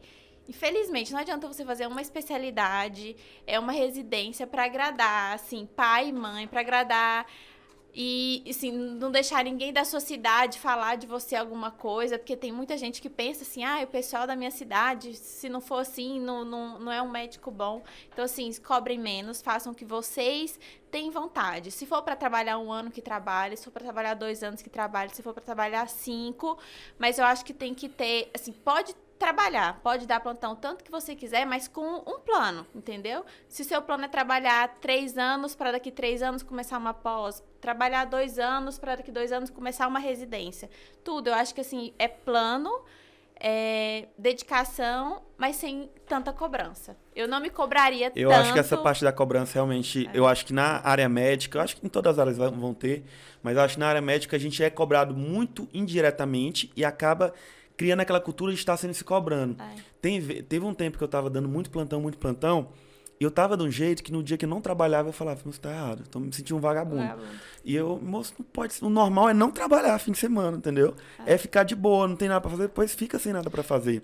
E isso tava me fazendo mal. Foi onde eu consegui reduzir meus plantões e entender, não, aqui, o que meu corpo aguenta é ir até aqui. Entendeu? Então eu tenho que arranjar outras formas de conseguir o que eu quero, mas com outros meios. Por plantão, só vai até aqui. E eu acho, Matheus, que a gente tem que saber que a gente tá dando o nosso melhor. Uma coisa que o Thiago, pra mim, no dia que ontem, quando eu fui desistir, ele deu esse exemplo e eu vou dar aqui. Se você tá na residência e vê um médico fora dando plantão ou atendendo já pela pós, ganhando dinheiro, você fica frustrado. Você pensa, poxa, eu tô aqui fazendo residência, ainda tenho mais 2, 3 anos de residência e ele que formou junto ou formou até depois de mim já tá numa situação melhor que eu, né? A gente se cobra por isso. O outro que tá lá na pós, que tá trabalhando, ele se cobra muito também porque não fez a residência. Então, a gente parece que foi treinado pra se cobrar, pra se comparar. Se cobrar, pra ficar frustrado, porque o outro já tá com o Instagram assim, você não tá com o seu Instagram assim, o outro já tem uma equipe de marketing, eu não tenho, sabe? Então, assim, gente, vamos se unir mais, falar menos do colega que fez ou que não fez residência e se cobrar o mínimo possível. Sai da manada, né? Isso, Sai daquele... eu acho que... Se você quer ter sucesso, né? Seja lá qual for a visão de sucesso que você tem, primeiro você tem que ser reconhecido na tua profissão. Na profissão, o sucesso é reconhecimento. Se você é reconhecido, aí você que se decide o horário que você trabalha, você decide o quanto você ganha, você decide quando você atende, quem você atende, você decide tudo quando você é reconhecido. Para você ser reconhecido, você tem que sair da manada. Você conhece algum médico muito famoso que fez igualzinho todo mundo? Não sei. Famoso no sentido assim, não lifestyle e tal. Médico reconhecido até entre os próprios médicos. Quem são? Os que criam, os que inovam, os que fazem algo que ninguém fez. Que talvez até parecia óbvio, mas ninguém fez. Então, sair da manada é o primeiro passo aí pra cá. Eu acho que dessa conversa, o que eu mais extraí de vocês foi o que tu falou. Ser diferente, fazer o diferente, porque isso que vai agregar pra ti e vai te tirar, vai te colocar numa prateleira do lado e falar assim, agora eu tô criando mais autoridade com meus pacientes. Gente, queria agradecer novamente pelo vocês ter aceitado o convite. A conversa foi sensacional, você tá de parabéns, Júlia, de verdade. Eu achei que foi muito proveitoso, o papo rendeu bastante, então muito obrigado. quiser falar teu Instagram e o teu também, porque tudo é divulgação aqui, irmão. O meu, gente, é doutora.julia.andrade. Eu vou colocar na descrição depois também de vocês. O meu é Dr. Guidi. G-U-I-D-I. Doutor Guidi. E muito obrigado novamente, viu? Obrigado, Matheus. Obrigado, Que amor. isso, eu que agradeço muito, Matheus. É uma novidade aqui na minha vida. É isso, gente. Vamos me acompanhar, vamos me seguir, vamos construir esse Instagram junto e é isso. Vamos caminhar juntos. Obrigado, ó. Podcast bacana. Recomendo pra todo mundo aí, podcast. Valeu, galera. É Boa uma noite. terapia. Até a próxima.